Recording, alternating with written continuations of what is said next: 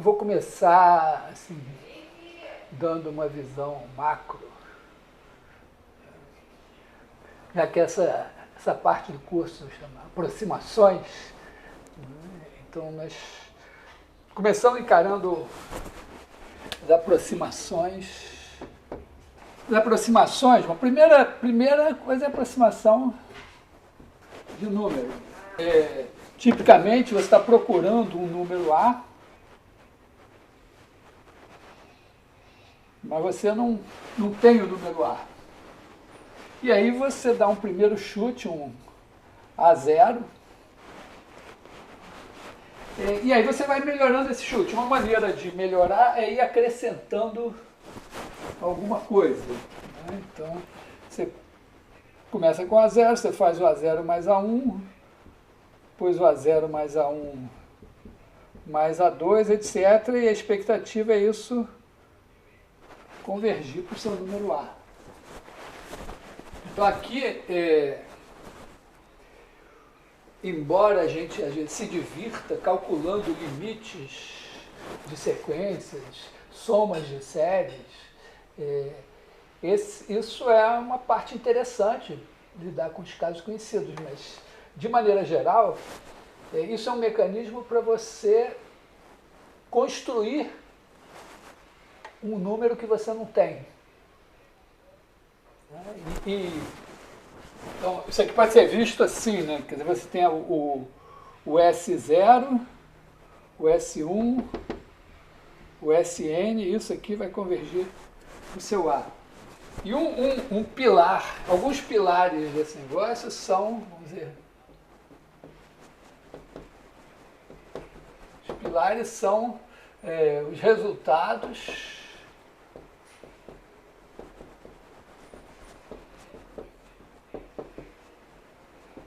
que nos permitem matar a cobra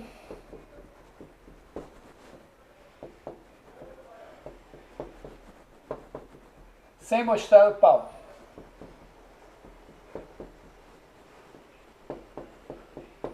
Ou seja, você prova que o limite existe, mas você não tem um número conhecido como limite. Às vezes você até chama o número, diz, não, esse número aqui eu vou chamar de E.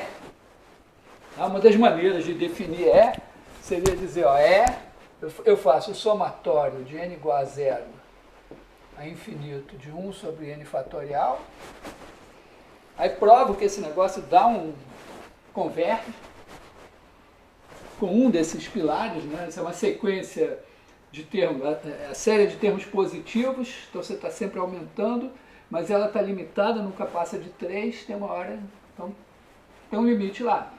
E aí você diz, bom, eu vou chamar esse cara de E. É uma maneira de definir o número E. Às vezes a coisa mais complicada, né? Aí você tem o critério de Cauchy, é o critério mais amplo, né?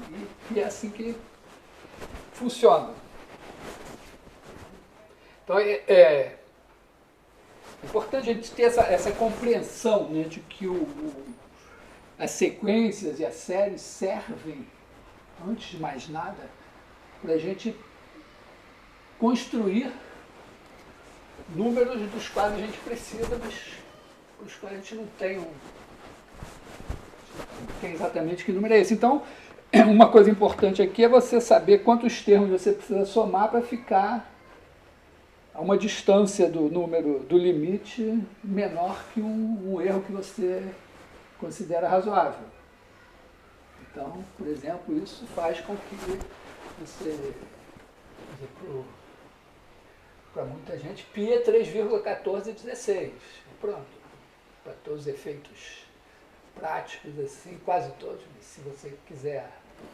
Né? Quando eu faço alguma coisa no GeoGebra que eu preciso do π, bom, o GeoGebra tem um π, mas às vezes eu me esqueço, aí eu boto 3,14, 3,1416, tá bom. Mas não é o número. Bom,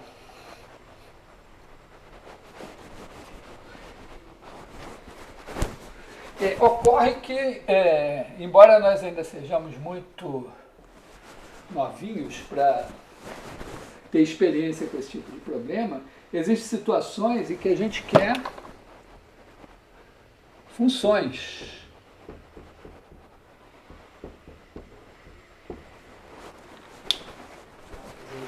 Em muitas circunstâncias a gente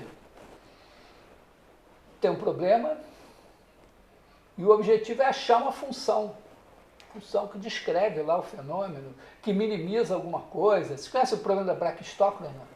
É um problema muito legalzinho, né? Que é do final do século XVII. A ideia é você pegar aqui, ter um ponto aqui, outro aqui, e aí você vai botar um escorrega de maneira que uma partícula vai descer daqui para cá sob a ação da gravidade. Claro que a gravidade aqui vai ter a normal, então ela vai ter a componente para cá, que vai ser anulada pela reação aqui, a partícula.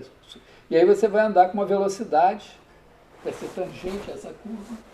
E a ideia é encontrar a forma desse escorrega de maneira que o tempo para você cair daqui até aqui seja o menor possível. Então, esse é considerado o primeiro problema de cálculo das variações. Foi proposto, se eu não me engano, pelo Tiago Bernoulli, que, como você já deve saber, aparece com várias versões do nome Tiago, né? Jacó, James, Jacques, tudo é Tiago. Aliás, não, Tiago nunca aparece, porque Tiago é em português, nunca se diz. Bom, mas ele propôs, e aí vários grandes matemáticos da época resolveram esse problema, entre eles o Newton, Leibniz e tal. E é chamado um problema de cálculo das variações. Esse nome vai aparecer 100 anos depois, quase, lá com Euler, Lagrange e tal. Mas o importante é que aqui o que você está procurando é uma função, a sua incógnita é uma função.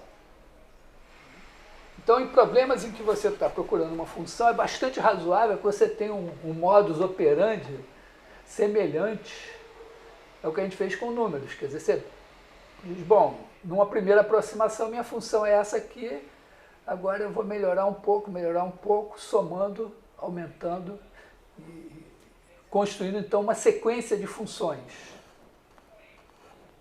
Tá? Então, esse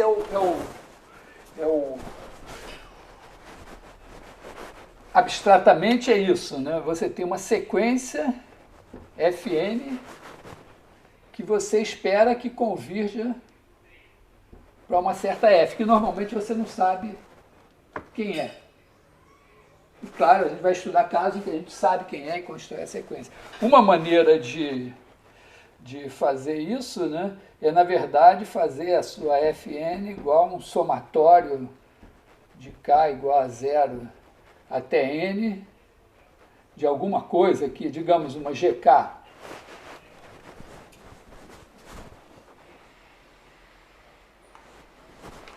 Então, nós vimos dois casos, né? Quer dizer, o caso A é chamada, vamos dizer, por séries de potências.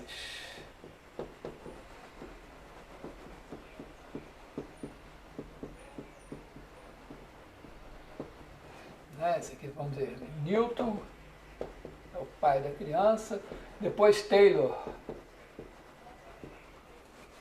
acaba dando o nome, né? Batiza a criança.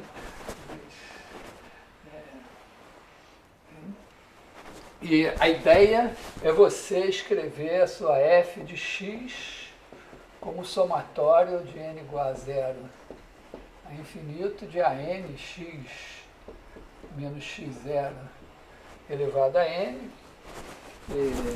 Então, na verdade, o que você vai achar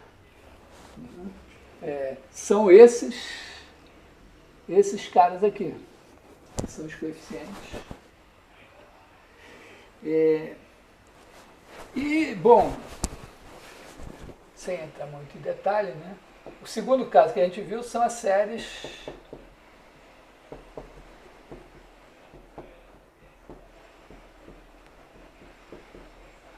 de Fourier, que você vai, assim, grosseiramente, vamos dizer, você vai escrever f de x igual a 0 sobre 2 mais somatório de n igual a 1 ao infinito, de an cosseno de nx mais bn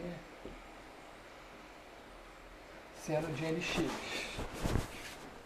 E aqui, de novo, você vai tentar achar os ANs e os BNs. Mas esses dois modelos, isso aqui surge num contexto de resolver equações diferenciais ordinárias. E esse aqui surge no contexto de resolver equações a derivadas parciais. Sem explicitar muito o que é isso. Mas tem um detalhe que é muito importante, que é o seguinte: quando a gente está com números, a gente sabe perfeitamente o que é. Se a n converge para A, a gente sabe explicitar o que é a n converge para A. Agora, Fn converge para F, a questão pode ser um pouco controversa. Porque a primeira coisa, assim, o que significa isso?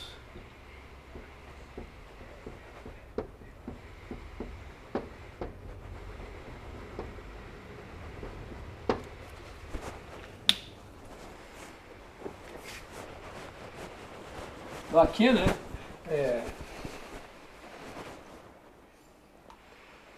Claro aqui, né, que a Fn aqui seria somar até um certo n. Aqui a Fn seria somar até um certo n aqui.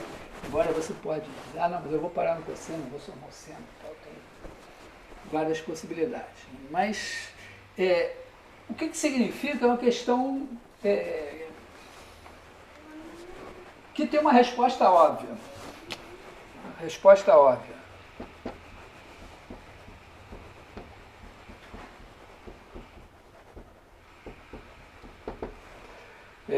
Fn de x converge para f de x para todo x. Tá. É isso. Mas isso poderia talvez parecer óbvio. Talvez o Newton estivesse pensando nisso aqui no começo, não sei. Mas, vamos dizer assim, talvez 300 anos atrás essa ainda fosse uma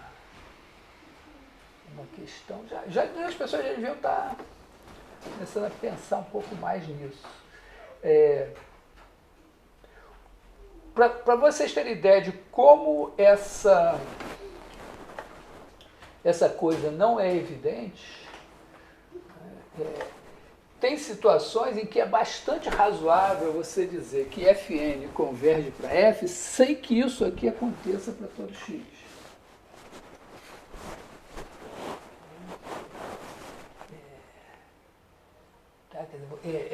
Eventualmente você pode até abrir mão disso daqui, porque tem uma maneira de encarar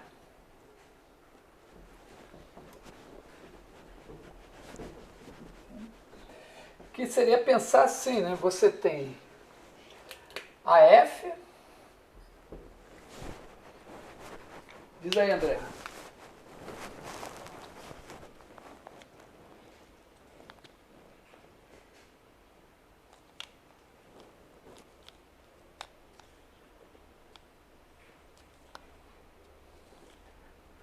Sim, significa. Mas no caso da série de Fourier não tem raio de convergência. Tá? Eu estou pensando na questão mais ampla. Porque, olha só, eu dei dois exemplos. Acho que antes de passar para essa questão, observa que tem outras situações, né? Você pode, por exemplo, pensar assim, ó, você vai Imagina que você tem aqui a sua F, seu intervalo, e uma maneira de aproximar seria o seguinte: pega o intervalo AB, parte em N pedaços iguais e diz assim, ó, eu vou pegar o valor da função assim, nesses pontos aqui, e vou ligar por segmentos de reta. Então, todas as funções que eu vou usar para aproximar aqui são poligonais. Então, aqui, ó, não importa quão boa seja a minha f, as minhas fn's vão deixar de ser deriváveis, a menos que tenha uma sorte, assim, né, nos n pontos que eu considerei. Tá? Na verdade, assim, nesse aqui, tudo bem, você pode dizer, não, que só tem derivada à direita, é derivável, que só tem derivada à esquerda, mas nos do meio, a não ser que você dê uma sorte de emendar certinho, tem quebras. Então, vamos dizer, tem muitas maneiras, né? Você poderia ter dito, não, mas isso aqui é muito sofisticado, né? Eu vou pegar a minha f e vou fazer, como eu já fiz para calcular integrais, né? Vou aproximar por funções escada, que é uma função assim.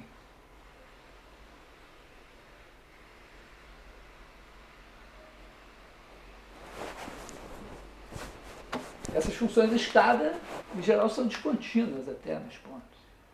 Então, tem muitas maneiras de você aproximar uma função que são legítimas. Né? Todas essas maneiras que eu apresentei aqui são legítimas e funcionam em certas situações. Então, essa questão aqui, uma maneira de você se libertar um pouco disso daqui é você olhar para isso aqui, né? Olhar para a sua f e dizer, bom, ela é dada, ela é uma curvinha, que é um gráficozinho. E a minha Fn vai ter um outro gráfico aqui. E quando é que eu posso dizer que esses gráficos estão próximos?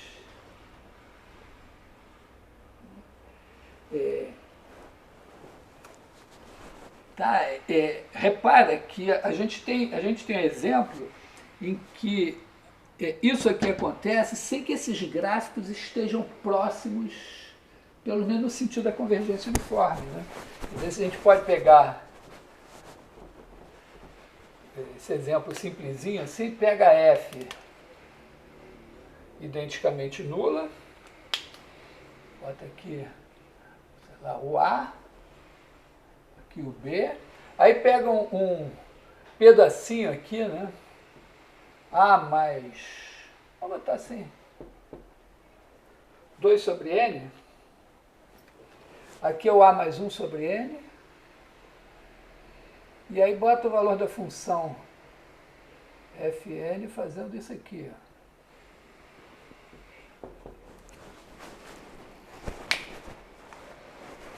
Aí você tem a Fn, em A ela sempre vale zero, como a F. Daqui para cá vale zero igualzinho a F. Só que acontece o seguinte, se você pegar qualquer ponto, está aqui o A, pegou um ponto X aqui, você pode pegar um N bem grande, de maneira que o X fique de fora dessa região duvidosa. E aí o Fn de x vai ser igual a zero. Daí para frente vai ser zero sempre. Então Fn de x converge para f de x, que é zero, para todo x. Mas os gráficos já é discutível se eles estão próximos. Então aqui é uma situação em que você diz, pô,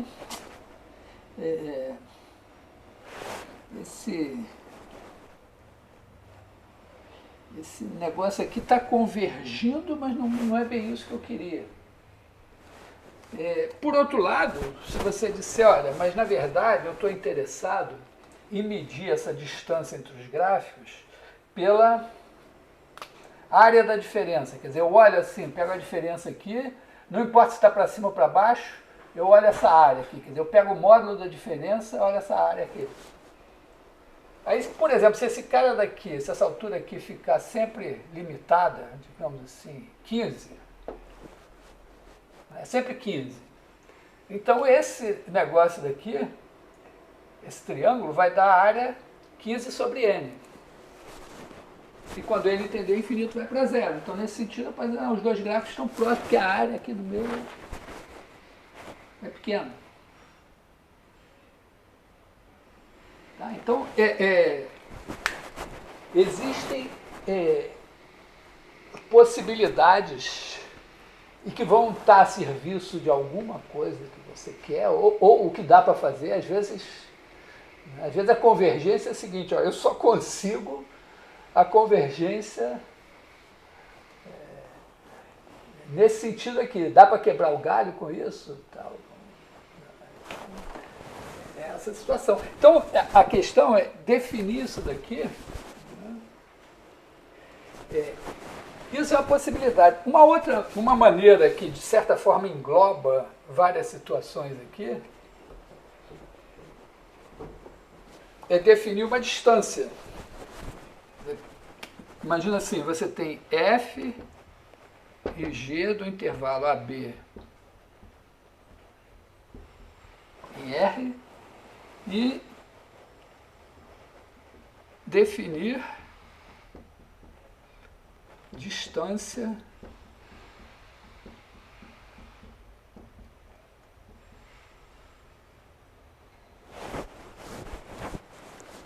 essa é uma ideia. Eu estou afunilando um pouco, tá? Porque isso daqui, essa daqui não vem com não tem uma distância que me dá isso aqui, mas tem uma maneira de formalizar de alguma maneira próxima isso daqui, de maneira que isso também seja enquadrado numa ideia geral que inclui a distância. Mas vamos pensar assim, distância, e vamos afunilar mais. Você pode pensar o seguinte, você pode pensar em definir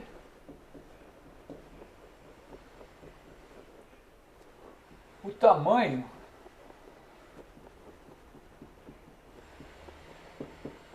de f.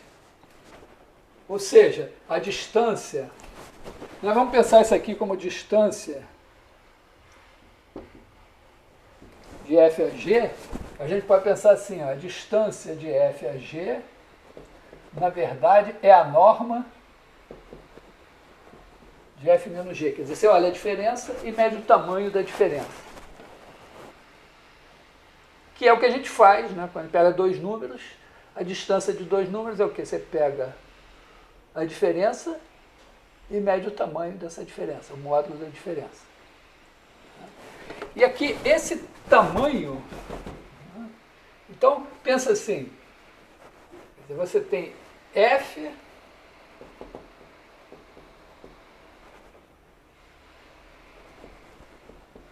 de AB em R. Vou fazer primeira proposta. Proposta 1. A norma de f, vamos supor que ela é limitada.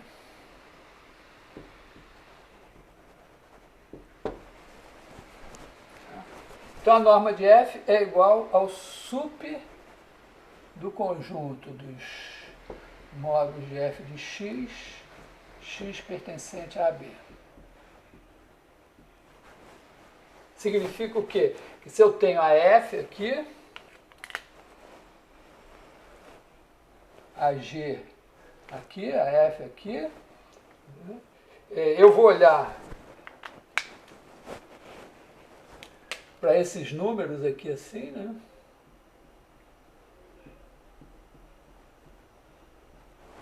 E vou ver qual é o maior. Talvez seja algum aqui assim. Então, quando a função é pequena, significa que o módulo de f é pequeno se o módulo de f de x é pequeno para todo x. Então isso aqui tem a ver com a convergência uniforme.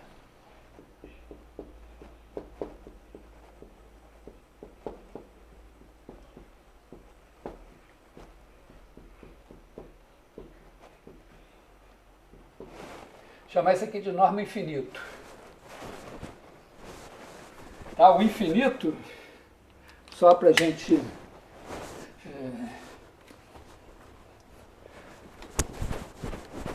não ficar na curiosidade por que essa chama infinito, o professor disse que é infinito.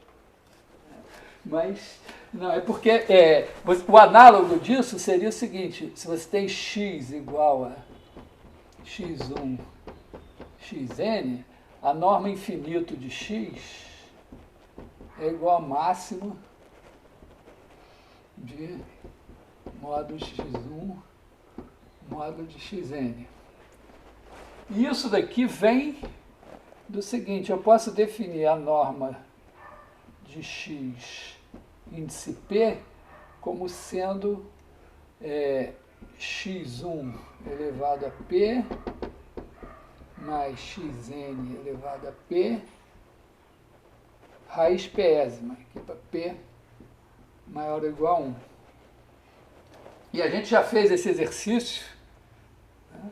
Isso aqui, quando p tende para infinito, isso tende para o máximo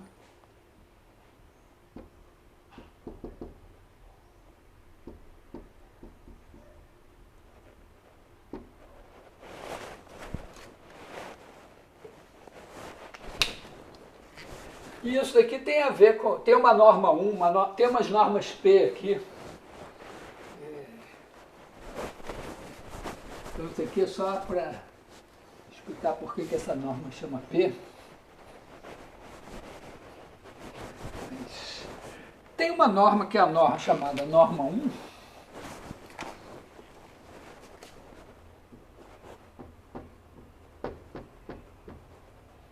É o seguinte: você faz a integral de A até B de módulo de f de x dx. Bom, é preciso que essa função tenha integral.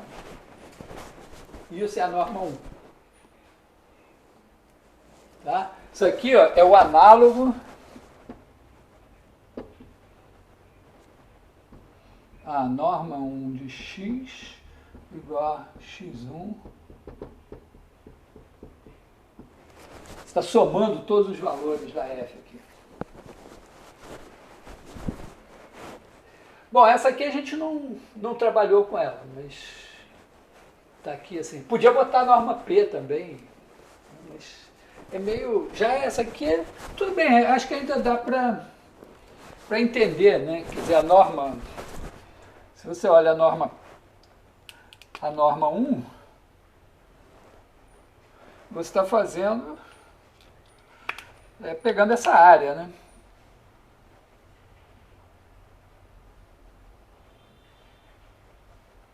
Até que não é uma ideia estapafúrdia, né? Você medir a distância entre duas funções pela área que fica entre o gráfico, a área sem sinal, a área mesmo, né? Entre o gráfico das duas. A próxima, né?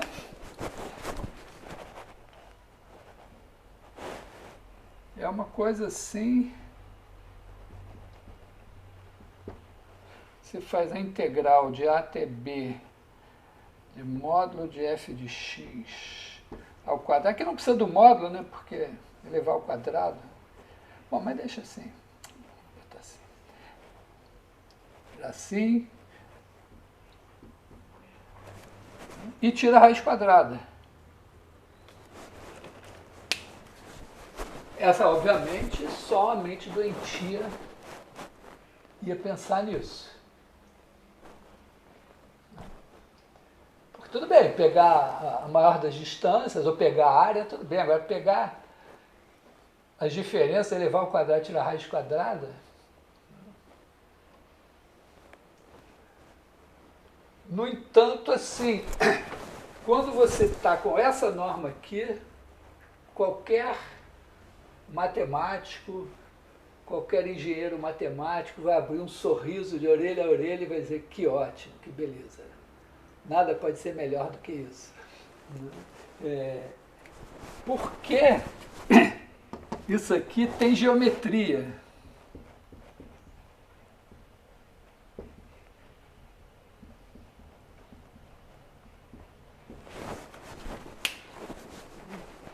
Foi uma coisa que eu comecei a discutir um pouco na aula passada.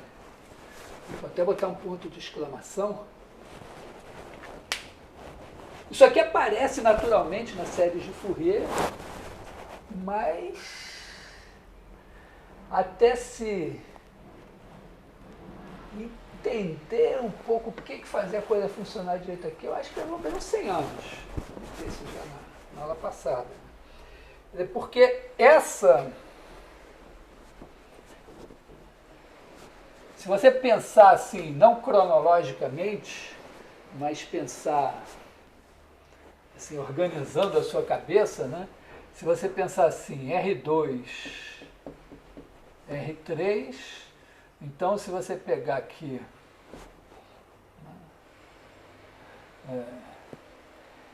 X, X1, X2, então você tem naturalmente a norma de X igual a x1 ao quadrado mais x2 ao quadrado, raiz quadrada, isso é Pitágoras.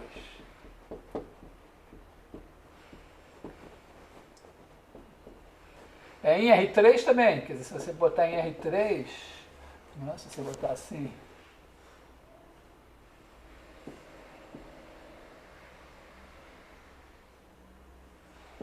y1, y2, y3 aqui, né? Então norma de y igual a y1 ao quadrado mais y2 ao quadrado mais y3 ao quadrado, raiz quadrada, também é Pitágoras.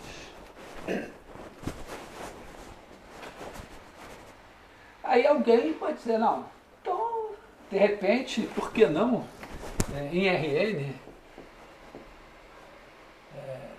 sei lá, eu botar z igual a Z1 Zn, eu botar a norma de Z igual a Z1 ao quadrado mais Zn ao quadrado, tirar a raiz quadrada. Pitágoras aqui já tem, né? E quem sabe, né? Se eu dou esse salto aqui, por que não esse aqui? Aqui eu digo, tem infinitas coordenadas, cada valor de f é uma coordenada, eu elevo cada um ao quadrado, somo tudo, tiro a raiz quadrada. Mas o que unifica, o que faz com que eu olhe para isso e diga, é tudo a mesma coisa, é uma coisa chamada produto escalar. Então você tem um produto escalar. Quer dizer, a geometria, tá? Essa geometria, que aqui a gente tem geometria. Então, geometria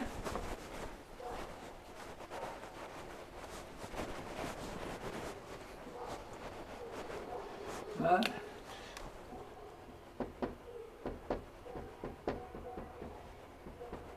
Bom, tem a no plano, né, você trabalha, né, os resultados básicos de geometria têm a ver com distância e ângulo. Né? Então, a geometria tem a ver com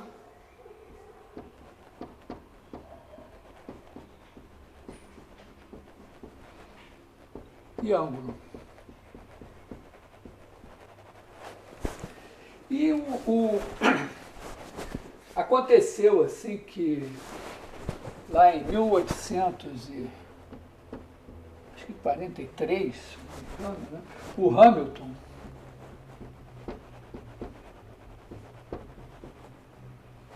vou contar brevemente, eu tenho um vídeo contando a história. Essa história que eu vou contar para vocês é absolutamente verídica e relatada pelo Hamilton numa carta, em mais de uma carta. Tá?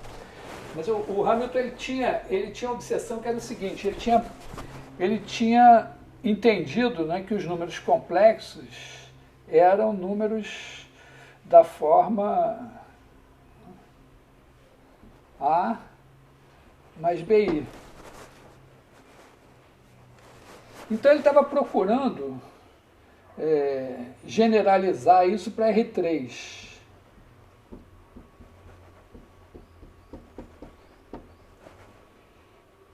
E nessa tentativa ele sempre esbarrava, quer dizer, ele queria criar números da forma x mais yi mais uma coisa tipo um zj. E aí as contas nunca fechavam. Nunca dava certo. Ficou uns 10 anos nessa coisa. Até que um belo dia ele estava caminhando com sua senhora lá em Dublin, estava indo para a Academia de Ciências, uma coisa assim. E aí passando perto de uma ponte, ele teve um estalo que, na verdade, ele não tinha que passar para a dimensão 3, tinha que ir para a dimensão 4. Aí ele disse, não, nada disso. Vamos pegar números da forma W mais XI mais YJ mais EK. Quer dizer, isso aqui é como se fosse... Esse daqui eu costumo usar T porque esses números tetradimensionais, que são os quaternions,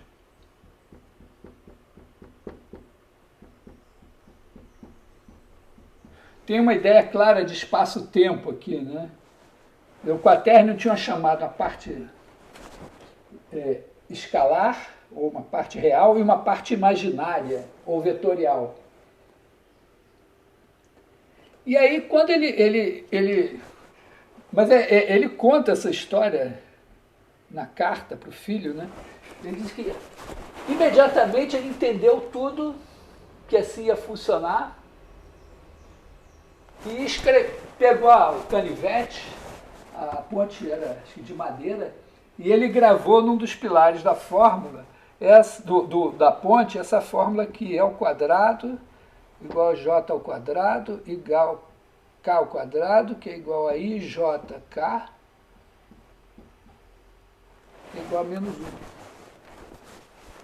E dali ele já foi direto para a Academia de Ciências anunciar que no mês seguinte ele ia dar uma palestra sobre os quaternions. E acho que no mesmo dia ou no dia seguinte ele escreve uma carta para um correspondente dele, já explicando os quaternions, e ele aqui, ele tem ele tem a ideia que quando porque o quaternio, vamos dizer, da forma T mais XI mais YJ mais EK. Tá? Aí ele tem a ideia assim, pega um U, que vai ser X1I mais Y1J mais E1K, e multiplica por um V, que vai ser um X2I mais Y2J mais Z2K. E os quaternions têm um problema. A multiplicação é associativa, mas não é comutativa. Quando você troca a ordem, troca o sinal. Mas multiplicando assim, está claro, né, que I ao quadrado é menos 1, J ao quadrado é menos 1, K ao quadrado é menos 1. Então aqui você vai ter menos X1, X2, mais Y1, Y2, mais Z1, Z2. E depois tem uma parte que eu não vou explicitar aqui não. Tá? Mas essa parte aqui é a parte do produto que dá um número, um escalar. Então isso aqui ganhou o nome de produto escalar.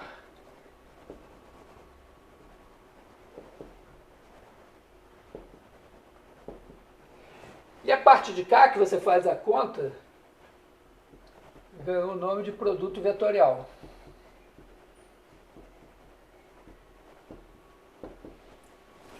Então, contrariamente ao que a gente é tentado a pensar, o produto escalar nasceu assim. Tá? Não tinha geometria nenhuma envolvida. Ele estava tentando generalizar os complexos para coisas tridimensionais, foi para tetradimensionais, achou isso. O Hamilton não era um filósofo, ele era um físico conceituadíssimo. Ele é conhecido como Sir William Hamilton, e ele não nasceu nobre, ele conquistou o título de Sir, porque ele era realmente um cara excepcional, né? E o forte dele era a física, o nome dele aparece muito na física. Então não era. Mas ele estava num devaneio algébrico aqui, surgiu. Mas nessa carta, já logo que ele esbarra nisso, ele diz, não, mas esse negócio daqui se você. Acho que não tem o desenho na carta, mas vamos dizer, se esse daqui for o U e esse aqui for o V, esse aqui é o ângulo θ, então esse produto escalar de U por V, que é x1, x2 mais y1, y2 mais z1, z2, é igual a norma de U, norma de V, cosseno θ. E o produto vetorial também dá a interpretação. O produto vetorial é perpendicular aos dois e o tamanho dele é a área do paralelograma. Ele enxergou tudo direto. Tá? Então, você tem um conceito aqui, né, que está associado a essa fórmula aqui, que expressa, né, norma e ângulo. Quer dizer, se você quiser saber qual é o tamanho de U, você faz o produto escalar de U por U e tira a raiz quadrada. Se você quiser saber quem é o ângulo θ, você faz o produto escalar de U por V, divide pela norma de U, norma de V, e isso daqui não é o θ, mas é o cosseno de θ. Então, o produto escalar, ele expressa comprimentos e ângulos. Quer dizer, se você tem um produto escalar, você tem geometria. Tudo que você precisar de geometria sai do produto escalar. E ocorre que, peneirando, né, nesse processo longo de 100 anos, a partir do Fourier, aos poucos foi ficando claro que, vamos dizer, o produto escalar ele é determinado por essas propriedades aqui, né? O produto escalar, a gente usa mais essa notação aqui. U escalar V é igual a V escalar U, para todos U e V. 2. Produto escalar de U por V1 mais V2 é igual ao produto de U por V1 mais o produto de U por V2, para todos U, V1 e V2. 3. O produto de K vezes U vezes V é K, UV, para todos U, V e K. Esses dois são vetores, esse é escalar, né? 4. O produto escalar de U por U é sempre maior ou igual a zero, e o produto escalar de U por U igual a zero sem só ser U igual a zero. Isso aqui vale tanto em R2 como em R3, quer dizer, a gente não precisa explicitar a base ortogonal. E aí, depois de 100 anos, eu estou chutando essa data, mas aparentemente é mais ou menos isso mesmo, alguém olhou para as coisas que vinha fazendo na série de Fourier e disse, mas se eu definir o produto escalar, se eu pegar assim, U e V funções de AB em R, e eu definir o produto escalar de U por V como sendo a integral de A até B de U de x, V de x, dx, que é muito parecido, né, com o negócio, eu estou multiplicando coordenada a coordenada e somando. Isso aqui tem essas propriedades todas. Talvez só essa daqui, se você não tomar o cuidado de supor que a U é contínua, isso talvez fique subjúdice. E aí muitas das coisas que aparecem nas séries de Fourier ganharam um sentido geométrico que faz delas coisas um tanto quanto óbvias. Não são todas as coisas da série de Fourier que são óbvias, mas algumas delas, alguns resultados assim, fazem muito sentido. Como eu falei na aula passada, a própria fórmula dos coeficientes de Fourier é um truque envolvendo produto escalar. Então, quando a gente faz, se a gente enxerga isso, tem coisas em série de Fourier que ficam absolutamente geométricas. Tá? Então, isso justifica, apesar de a ideia de medir o tamanho de uma função, pegando o quadrado do valor da função em cada ponto, integrando e tirando a raiz quadrada para esse estapafúrdia, ela não tem nada de estapafúrdia porque ela contém um produto escalar. Quer dizer, faz sentido agora você falar se duas funções são ortogonais ou não. E faz sentido e vale o teorema de Pitágoras. Quer dizer, vou demonstrar o teorema de Pitágoras usando só isso aqui. Tá? Teorema de Pitágoras.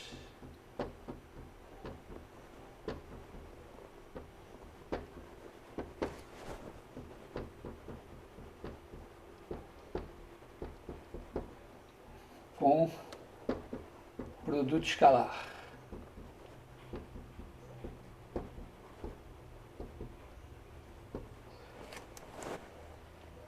Eu tenho que dizer assim, que se U é ortogonal a V, então eu tenho aqui, ó, eu tenho U,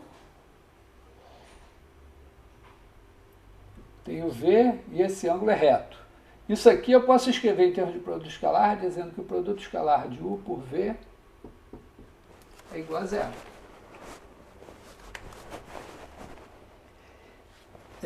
E agora a hipotenusa, bom, eu posso fazer U mais V ou U menos V, né? Quer dizer, aqui eu posso, tá certo? Eu posso pegar esse triângulo aqui e fazer esse cara aqui U menos V, ou eu posso, sei lá, trazer o V para cá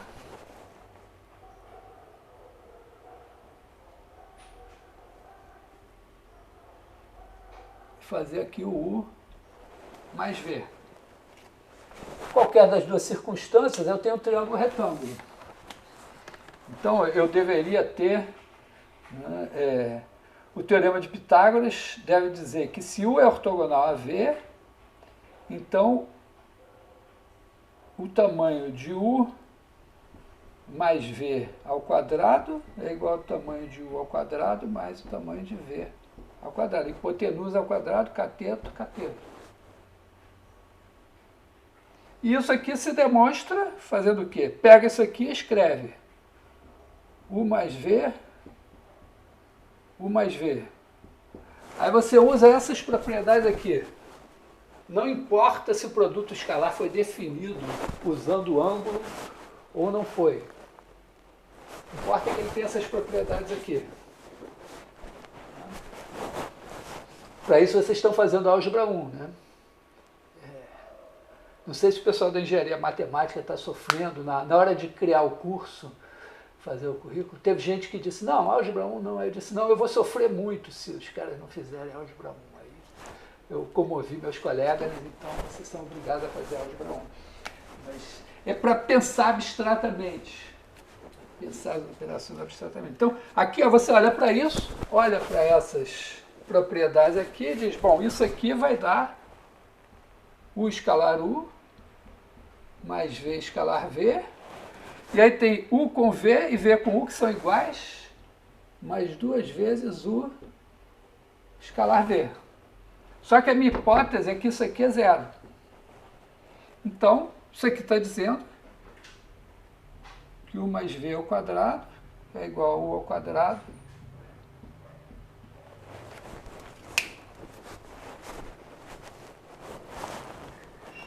Então, se você usa essa definição e pensa essas funções como vetores e esse negócio como produto escalar, aquela norma lá você tem uma situação que você diz, ó, se duas funções são perpendiculares, então a norma da soma delas ao quadrado é igual à norma de uma ao quadrado, mas a norma de outra ao quadrado. E aí tem um monte de coisas que se deduzem a partir daí.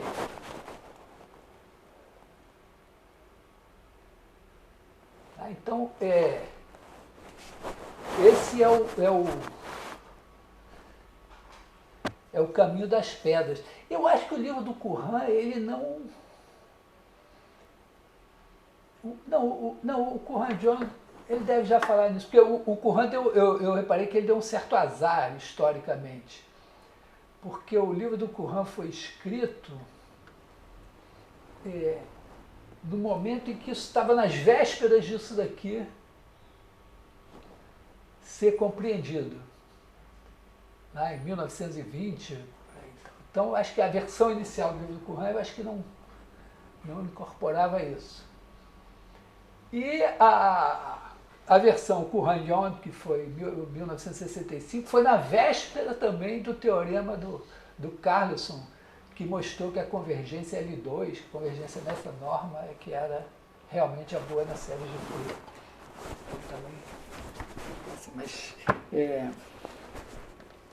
Então, acho que fazer as contas nesse quadro, eu acho que é importante a gente ter esse quadro na cabeça, porque aí as contas são as contas. Mas você... Ah, bom, essa conta aqui faz sentido por causa disso. Por exemplo,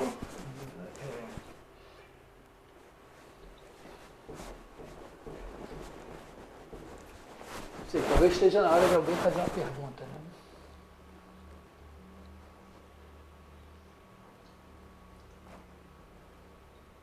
Ninguém nem se atreve.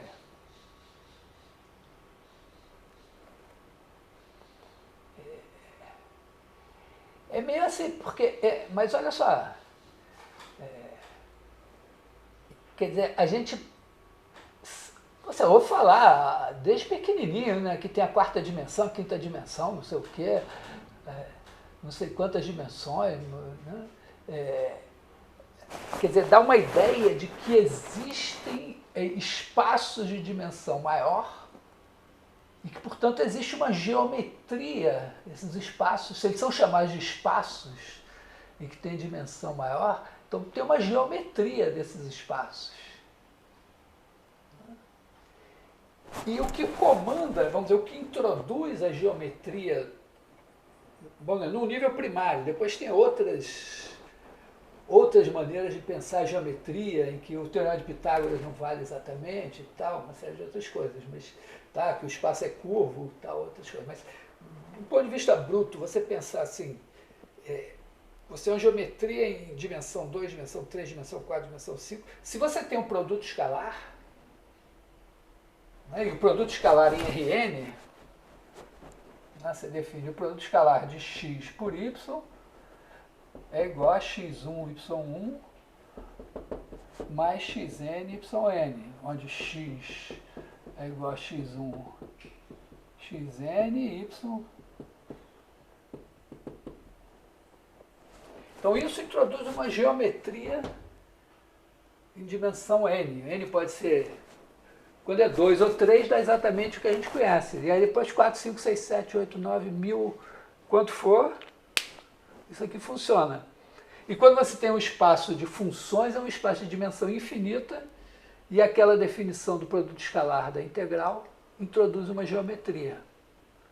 Então, na verdade, a geometria que a gente fala de dimensões maiores e tal, não é que a gente pensa assim, tem seres de dimensão 7 que vivem lá e tal. Não, a gente tem o R7, que é um objeto algébrico e que tem dimensão 7.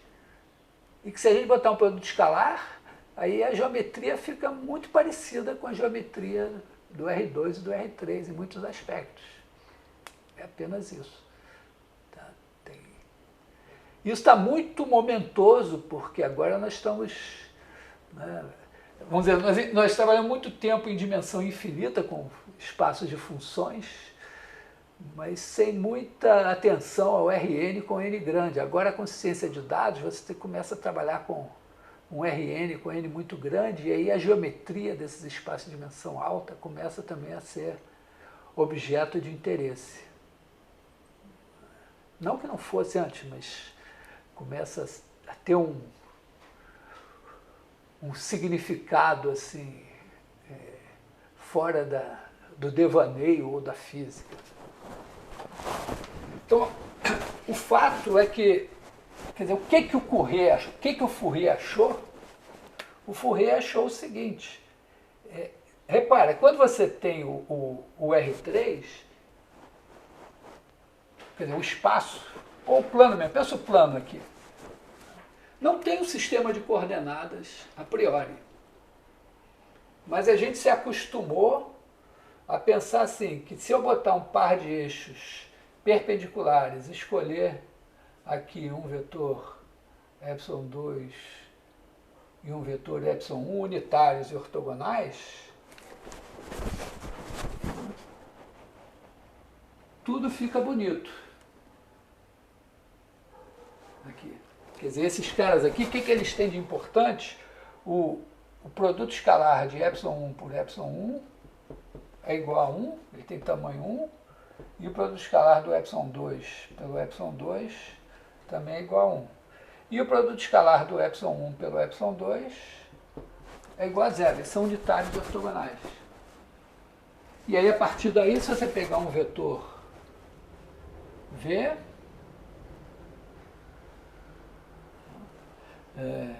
e um vetor U, né, escreve V igual a, faz U igual a x1 ε1 mais x2 ε2. Então as coordenadas de U nesse sistema são x1 e x2, V igual a y1 ε1 mais y2 ε2. E por conta disso daqui, das propriedades do produto escalar, você tem exatamente que o produto escalar de U por V vai ser x1 y1 mais x2 y2. Então o produto escalar, ele em R2, ele tem uma definição que independe das coordenadas. E que ela casa com as coordenadas se você botar um sistema de eixos perpendiculares e, vamos dizer, com vetores unitários aqui do mesmo tamanho. A situação do... Ah, mas está claro, né, que... Está claro para todo mundo aqui? Quer dizer, você tem o plano, tem o produto escalar, você pode pegar dois eixos perpendiculares como você quiser e tudo bem. É fácil. A situação do Fourier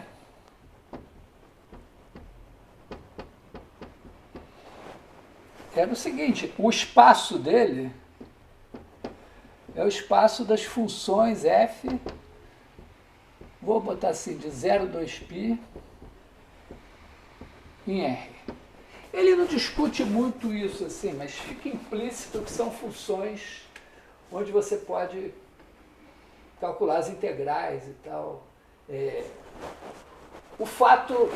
Tá, a gente viu isso com o Newton, quer dizer, o Newton faz as séries de potências dele e ele não discute muito a questão da convergência uniforme, nada assim, e depois as pessoas vão tapando os buracos. Então o Fourier também aqui, ele nem isso aqui, ele não escreveu isso assim, tá? Mas ele tinha funções assim. E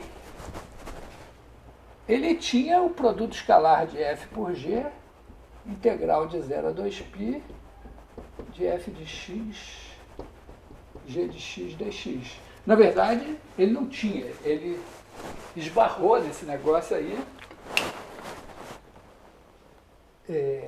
não chamou isso de produto escalar, não deu a isso um destaque maior, mas repara, é como se você dissesse, olha, agora eu tenho um espaço de dimensão infinita, eu tenho um produto escalar, mas como é que eu faço uma base, um sistema de coordenadas assim, onde as coisas, né, funcionem bonitinho? Então, o Fourier, no trabalho dele, ele esbarrou nesses caras aqui. É como se ele dissesse assim, ó, eu tenho os vetores assim, ó, eu tenho a função, vamos chamar assim de, sei lá que nome eu vou chamar. Bom, não vou dar nome nenhum. A primeira função é a função 1, constante. Depois você tem cosseno x, seno x, cosseno 2x, seno de 2x, cosseno de 3x, seno de 3x, etc. E o fato relevante aqui, porque aqui o importante é que os caras sejam perpendiculares. Se eles forem perpendiculares, você pode dividir pela norma para ficar com norma 1. Então aqui, ele esbarrou nisso daqui, e o que ele tem é que se você pegar dois caras quaisquer aqui, ou pegar, sei lá, esse daqui e esse daqui, ou quaisquer outros dois caras diferentes, vamos chamar esses caras aqui dos epsilon n, tá? Na verdade, assim, vamos dizer assim, epsilon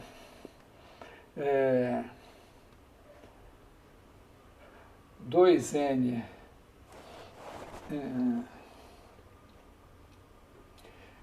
igual a cosseno de nx, né? N igual a 0, e epsilon 2n mais 1 igual a seno de nx.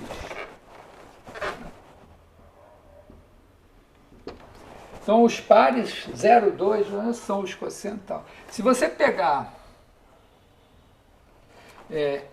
e fizer o produto de epsilon n por epsilon m, isso dá igual a 0 se n é diferente de m. Que são exatamente os resultados que a gente... Eu não fiz a conta, mas se você fizer a integral de 0 a 2π de cosseno de nx, cosseno de mx, dx, isso dá 0. Então, uma maneira de fazer é dizer o seguinte, vamos fazer por parte, vamos chamar esse de U, esse de velhinha. Então, essa integral aqui vai dar UV de 0 a 2π menos a integral de 0 a 2π de U', que é menos n seno de nx, vezes V, que é seno de mx sobre m. Tá? Esse daqui é o V, esse daqui é o U'. Integrando por partes. Como cosseno em 0 é 1, cosseno em 2π é 1, ou em 2nπ é 1 e 2nπ, quer dizer, os cossenos são iguais em 0 e 2π. Então isso aqui, 0. Então isso aqui vai dar n sobre m, integral de 0 a 2π,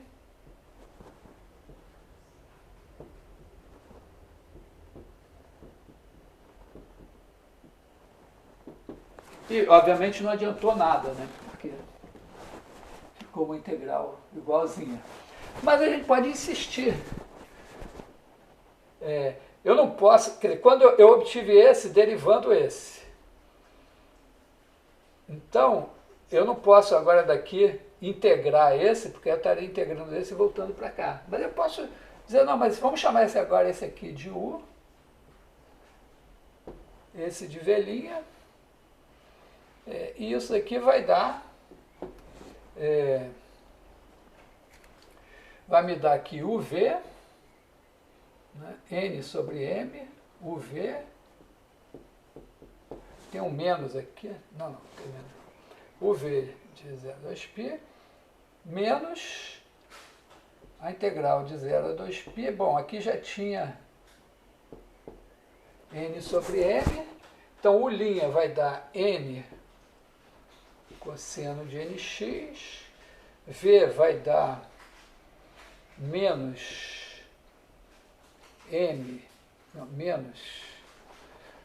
cosseno de mx sobre m dx.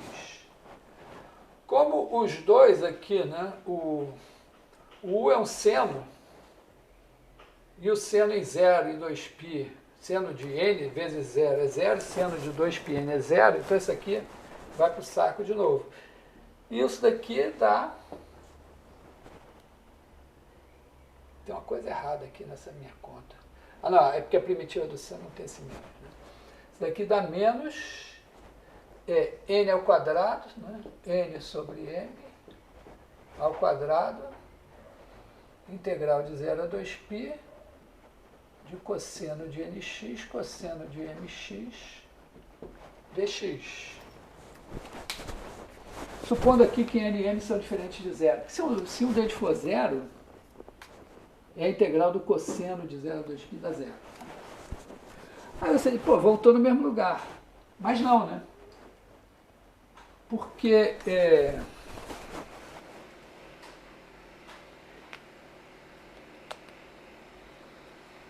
menos mesmo.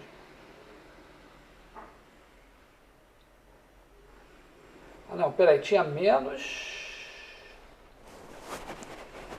Bom, aqui menos. E tinha menos. É a primitiva desse menos aqui. Então, tem um problema de sinal aqui que eu acho que eu estou meio equivocado.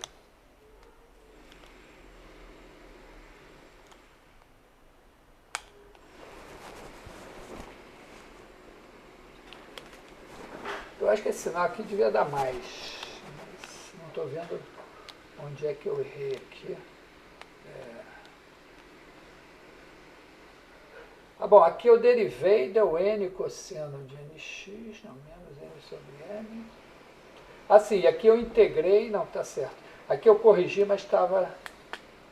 Né, quando eu integrei esse, tinha um menos aqui. Então esse menos aqui com esse menos aqui deu mais.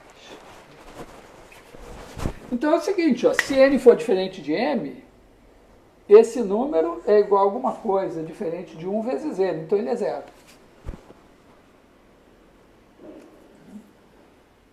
Então se n for diferente de m, dá zero. E esse truque funciona nos outros casos também. Fala aí, André.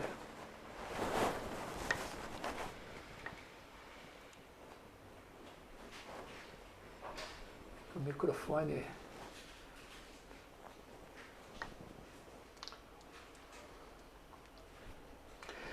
Vale, porque você faz o mesmo truque. Você integra por partes 2 vezes e dá zero. Ou então você usa aquelas fórmulas trigonométricas também, né? Você pode fazer uma outra coisa que é assim, né?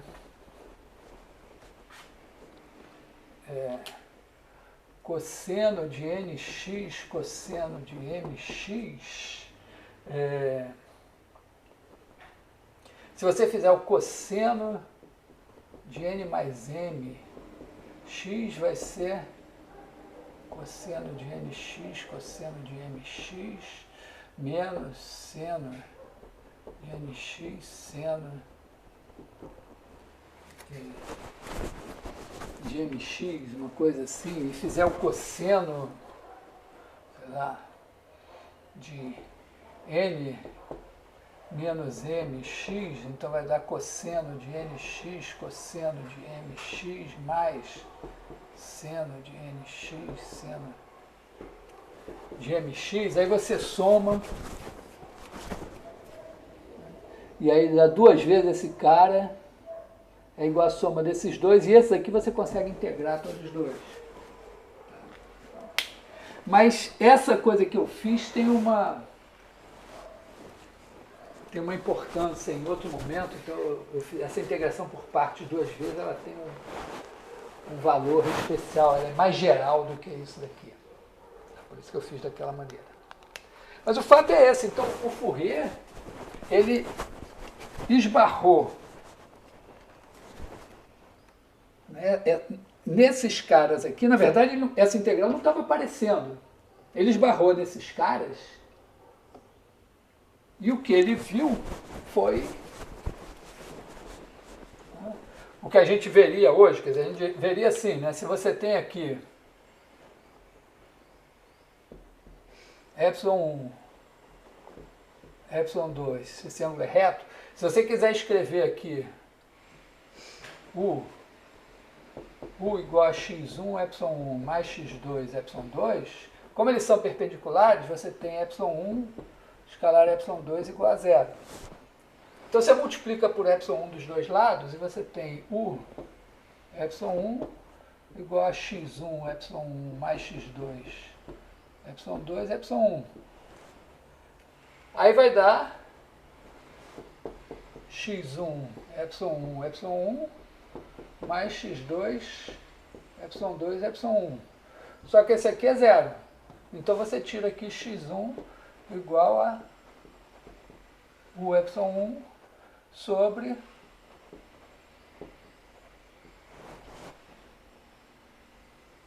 tá, é um truque. E se você tivesse mais aqui, né? Se você tivesse mais uma dimensão aqui, epsilon 3 mais x3, epsilon 3, faria a mesma coisa, né? Sabendo que epsilon 1, epsilon 3 igual a zero e que epsilon 2, epsilon 3 igual a zero, você faria o mesmo truque. O Fourier não tinha isso para se inspirar. Olha o mérito dele. Ele não tinha vetores, não tinha produto escalar, não tinha nada disso. Ele talvez tenha se inspirado no truque do Cauchy. Mas, então ele não tinha isso. Isso aqui,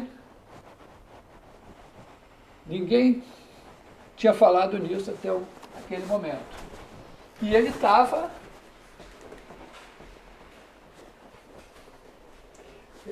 querendo fazer, né, escrever f de x igual a A0 mais A1 cosseno x mais B1 seno x mais A2 cosseno de 2x mais B2 seno de 2x mais etc. Tanto que a primeira ideia dele foi desenvolver tudo em série de Taylor, fazer um cotarel assim, inacreditável. Ele até simplificou, fez uma coisa que não tinha os cossenos, tinha só os senos. Mas aí teve uma hora que ele olhou para isso e disse, se eu quiser, né, esse B1 aqui, eu faço isso, eu faço a integral de 0 a 2π de f de x seno x dx, e aí eu acredito que numa soma infinita, a integral da soma é a soma das integrais, tem que ter uma certa cara de pau, assim, né? E aí isso vai dar integral de 0 a 2π de A0 seno x dx, mais a integral de 0 a 2π de A1 cosseno x seno x dx, mais a integral de 0 a 2π de B1 seno quadrado x dx, mais etc. E aí tudo isso aqui é zero, exceto esse daqui. E aí ele olha para isso e diz, B1 é igual a integral de 0 a 2π de f de x seno x dx dividido pela integral de 0 a 2π seno quadrado x dx. Isso aqui dá π. Então isso aqui é igual a 1 sobre π, integral de 0 a 2π de f de x seno x dx. Isso vale para todos. E embora seja uma fórmula assim, com integral no meio e tal, já foi, deu para dar graças a Deus e dizer, caralho, que coisa impressionante. Então, tá, contando essa história 200 anos depois, Hoje qualquer criança aprende, ainda não, mas mais um. Vamos ser otimistas, né? Vamos pensar assim que nós vamos conseguir lidar com o aquecimento global, que tudo vai dar certo, que vamos ter eleições no ano que vem, que tudo vai correr perfeitamente bem. Então, daqui a uns 200 anos, isso aí vai ser ensinado, pelo menos na 8ª série, uma coisa assim. Né? Tá? Então, daqui a 200 anos, vai dizer, hoje qualquer criança sabe isso assim. Mas na época, nada disso existia. Né? Isso aqui, pensar isso como um espaço e dizer, aqui tem o produto escalar de f por g igual a integral de 0 a 2π de f de x, g de x dx, isso só veio 100 anos depois. Então ele teve que fazer isso na marra, como se ele estivesse com um facão no meio do mato, lá assim. Tá? Sem saber se, na hora que ele abrisse o negócio, desse um passo, ele ia cair no precipício ou se ele ia chegar, sei lá, no dedo de Deus, olhar lá de cima. Ou na pedra do sino. Então, para desenvolver os detalhes disso, é claro, tem que fazer contas. As contas envolvem derivadas, integrais, séries, engenho, arte e tal. Mas o quadro geral é esse. E resulta, tem uma coisa muito também legal nessa história, que é o seguinte,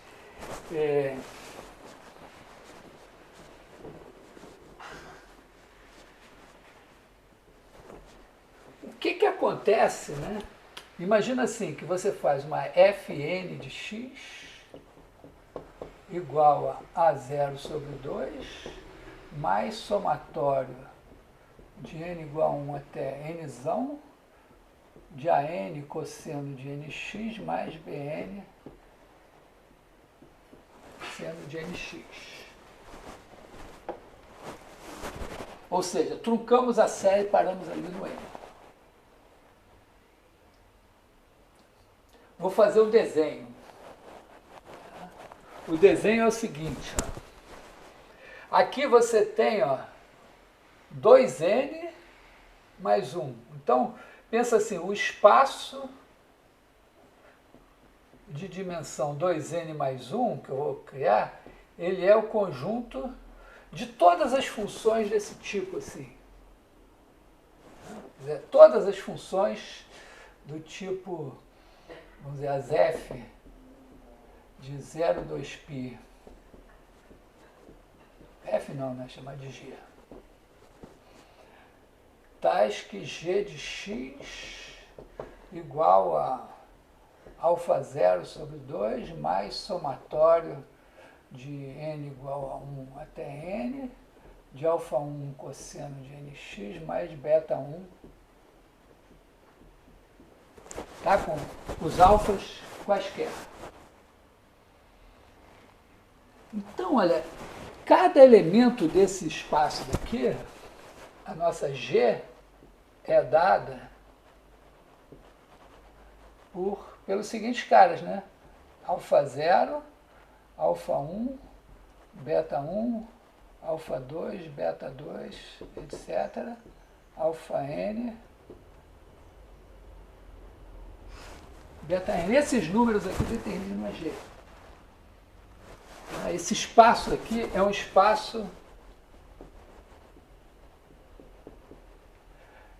tem dimensão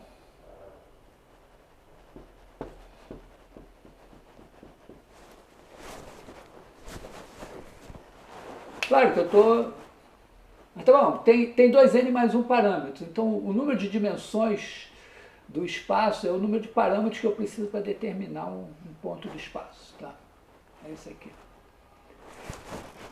E aí, esse cara daqui, ficou pouco espaço aqui para mim, mas eu acho que eu já posso apagar aqui, né?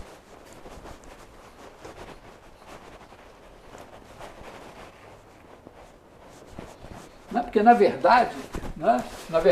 O escrito nessa linguagem que eu acabei de apagar aqui é o conjunto dos caras da forma... em vez de chamar de alfa 1, alfa... Tá? Vou chamar assim, ó, de K1, epsilon... Aliás, K0, epsilon 0, mais K1, epsilon 1, mais K2N...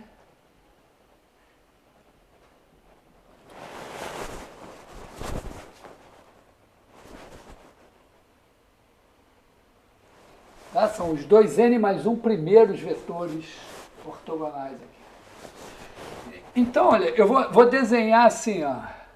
Pensa esse espaço assim, epsilon é 2n mais 1, a função 0, né? Se eu fizer 0, botar 0 em todos os coeficientes, a função 0 está aqui, essa é a função 0, é o 0 do espaço. E aí aqui vivem esses g's todos. E a minha f, ela não está aqui, a fn é a minha aproximação. Então, vou botar o 0 mais para cá, assim. A minha f é um cara assim, não está aqui. E a minha fn é um cara desse espaço aqui. Estou chamando ela de fn, né? Ela vive nesse espaço aqui. O que acontece, do ponto de vista da geometria, é que se eu olhar para cá, e olhar para essa diferença aqui, aqui eu tenho um ângulo reto.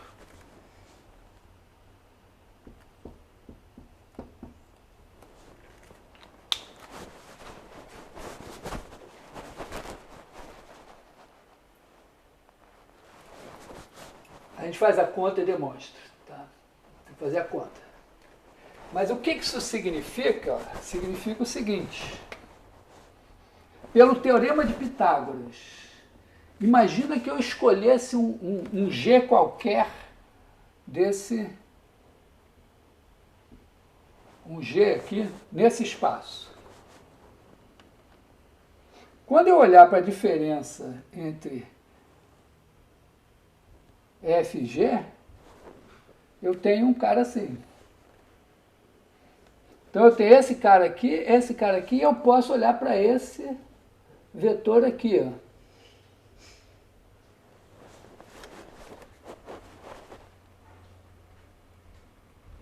E, na verdade, o F menos Fn ele não é só perpendicular aqui, não. Ele é perpendicular a qualquer cara desse espaço aqui. Quer dizer, aqui, na verdade, eu tenho ângulo reto aqui, eu tenho ângulo reto aqui também. Quer dizer, a gente consegue mostrar que, na verdade, esse cara daqui é perpendicular a todo mundo aqui nesse espaço. E aí, se esse ângulo aqui é reto, isso aqui é uma hipotenusa de um triângulo retângulo. E como hipotenusa, ela é maior do que qualquer cateto. Portanto, esse Fn daqui é o elemento desse espaço que está mais próximo da F. Porque se eu pegar um outro, essa distância aqui é maior que essa.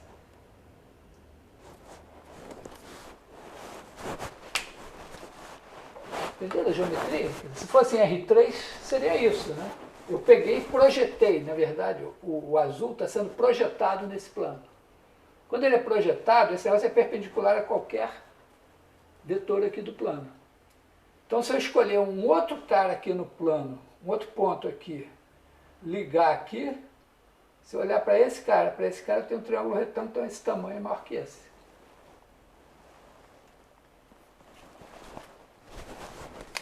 O significado disso é o seguinte, é que quando eu trunco a série de Taylor, o que eu obtive é, dentre todas as aproximações da minha F por caras desse tipo, essa é a melhor, é o que está mais perto.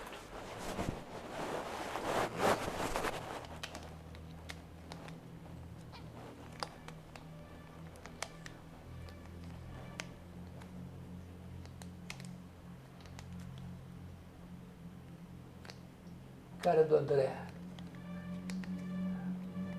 Quando você compacta um arquivo, de certa forma, uma das maneiras de encarar uma compactação de arquivo é isso.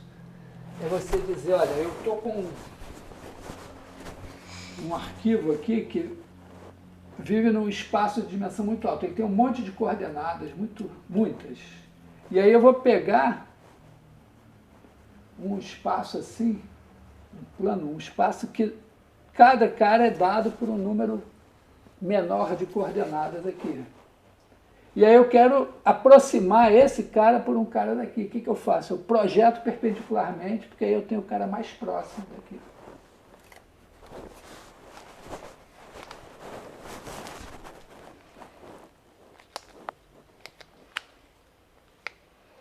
Então isso é uma característica da série de Fourier, que até distingue a série de Fourier da série de potências. Quando você aproxima uma função pela série de potências, quando você trunca, você não tem... Tá certo? Quando você tem assim, ó, quando você está aqui,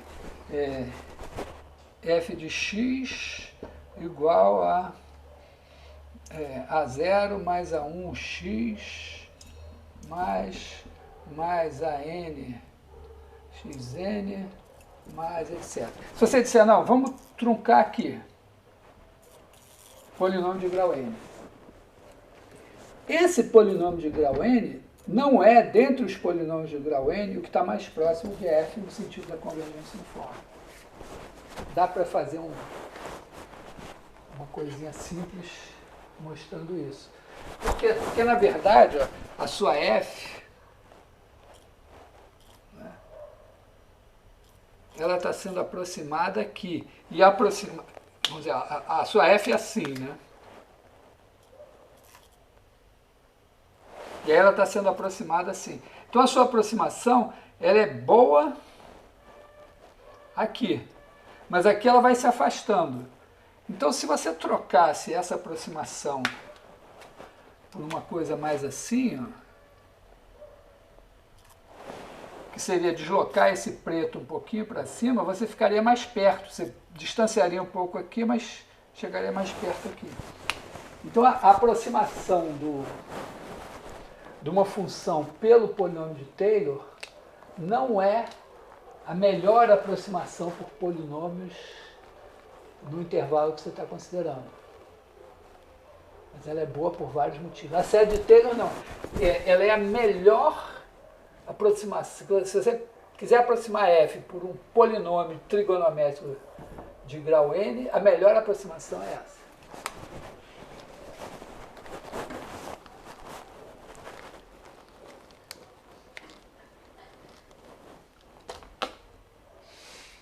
Então, é claro que, vamos dizer, uma das coisas que vocês podem estar pensando, imagino, pô, devia ter aprendido aquela merda de vetores no colégio. Alguém me disse, isso não vai cair no Enem, não serve para nada e tal. Realmente, alguém que vai... Se bem que vetor é uma coisa, hoje está ficando cada vez mais importante.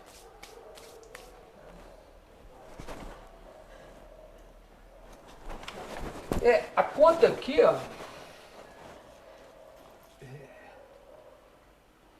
como é que a gente faz essa conta? Dá um certo trabalho. Acho que eu vou botar na prova. Não vou fazer essa conta agora não.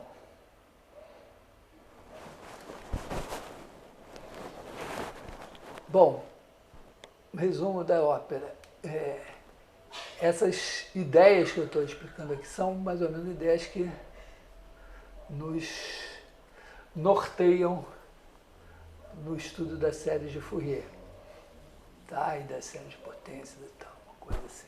Quer dizer, nós estamos entrando num território em que a derivada integral, as somas das séries e tal, são as nossas ferramentas. Eu tive que fazer uma integração por partes, fiz, tá certo, errei, mas vi que tinha errado, corrigi e tal. Ou você bota no computador, Eu até estava preocupado. Outro dia eu estava vendo minha filha fazendo, estava passando assim, minha filha fazendo trabalho da escola, aí deu um negócio que deu, sei lá, 39 mil e não sei quantos mililitros. Aí ela disse para a colega, não, mas isso em litro dá 39 e pouco. Eu disse, pô, ela está sabendo. Aí ela explicou para a colega, não, eu joguei num conversor de mililitro para litro. Entendeu? É a mesma coisa, você caiu numa integral, você joga lá no software. É meio deprimente, assim, né? Como precisar de um conversor de mililitro para litro. Mas já está na cultura. Né? Então, o que eu estou dizendo é assim, as contas vão ficar menos importantes para nós, porque nós temos máquinas que fazem elas para a gente, mas a gente entender essa geometria é importante para a gente se situar. Né?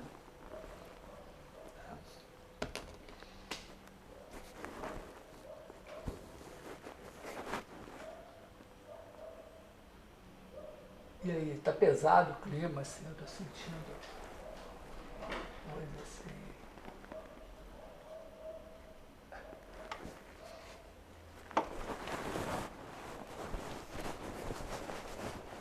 De qualquer maneira, ó,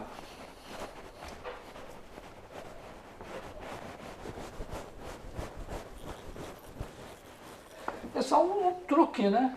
É uma coisa assim, meio algébrica, olha só. Você tem alguma coisa quadrado igual a A1 quadrado 1 mais A2 quadrado 2 mais AN quadrado N.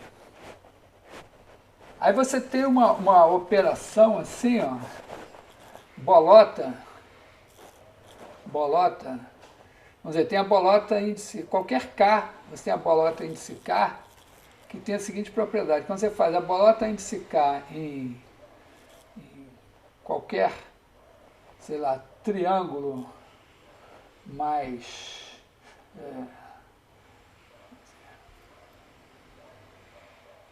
pentágono, isso aqui dá bolota 1 do triângulo mais bolota K, né?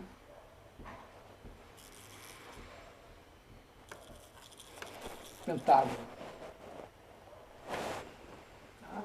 E você ainda tem o seguinte, bolota K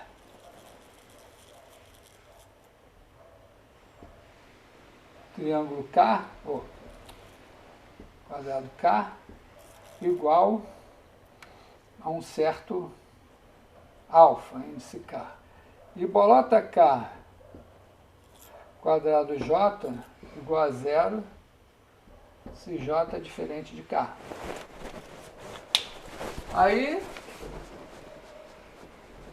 você olha para essas regras e diz quem é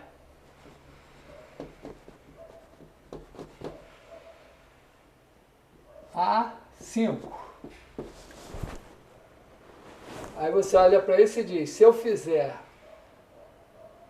bolota 5 vezes quadrado, isso é igual a bolota 5 que multiplica a 1 quadrado 1 mais A5 quadrado 5 mais a N quadrado N. Como é linear, então isso daqui vai ser... Assim, eu esqueci de dizer uma coisa, né? Bolota K de qualquer coisa, alfa triângulo é igual a alfa bolota K de triângulo. Então aqui bolota 5 disso aqui vai ser bolota 5 de A1 mais bolota 5 de A5 5 mais bolota 5 de ANN. Agora esse cara vai pular para fora, esse aqui vai pular para fora, esse aqui vai pular para fora, e aí bolota 5 do quadrado 1 dá 0, porque 1 é diferente de 5. Tudo dá 0, exceto esse daqui. Então esse aqui vai ser A5 bolota 5 de 5, que é igual a A5 vezes alfa K. Então, A5 igual a 1 sobre alfa K, bolota 5 vezes quadrado. Se essa resposta aparecer lá na múltipla escolha, é ela.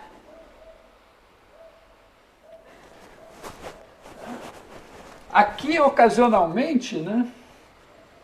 Aqui, ocasionalmente, o que a gente tem aqui, eu quis ser mais geral, mas aqui é isso, né? É a própria bolota K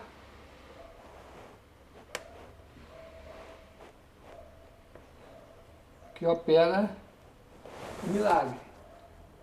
Então, na verdade, aqui, eu tinha, na verdade, aqui, eu podia multiplicar pelo próprio quadrado 5 dos dois lados, né? E aí eu teria o quadrado 5 vezes o quadrado 5 daria alfa 5, tudo funcionaria também. Mas é que no caso do Fourier, isso é uma semelhança, embora vocês não saibam, mas o Cauchy e o Fourier eram contemporâneos. Eles eram lá, frequentavam juntos, membros juntos da Academia de Ciências de Paris. E o trabalho do Cauchy sobre séries de potências tem a ver com essa ideia daqui. Então, se o Fourier se inspirou em alguma coisa, pode ter sido... ou vice-versa, porque o Fourier é mais velho que o Cauchy, então eu não sei quem teve a ideia antes. A ideia estava no ar, de repente foi um terceiro que contou uma ideia assim para eles, e eles disseram, então. Tá, mas isso aqui é extremamente algébrico, né? Parece mais computação 1 do que, ou álgebra 1 do que cálculo. Ocasionalmente esse negócio é uma integral de f vezes g e tal, mas quer dizer, para a gente tirar essas coisas aqui, a gente precisou aprender integral. Mas quando ensinar para as crianças, pode ensinar assim, né? Isso dá para ensinar no primeiro segmento do fundamental. Né? Não dá para ensinar, não? Acho que dá, né? Eu não sei. Eu sempre fico pensando, vou pegar minha filha e vou ensinar isso para ela, mas eu sempre esqueço. Fico ensinando para vocês e não ensino nada para minha filha. Assim. Mas eu acho que isso aqui, assim, dá para ensinar no primeiro segmento do fundamental. Então, daqui a alguns anos, não precisa ser assim, daqui a uns 20 anos, talvez, né? Eu vou dizer, perder tempo ensinando, fazer conta de dividir e tal, vamos ensinar coisas assim. Né? Tá? Então, o truque do Fourier é isso. Com a conta, com o fato de que você faz essa conta lá com as integrais e dá certo. Mas as integrais estão a serviço dessas ideias aqui.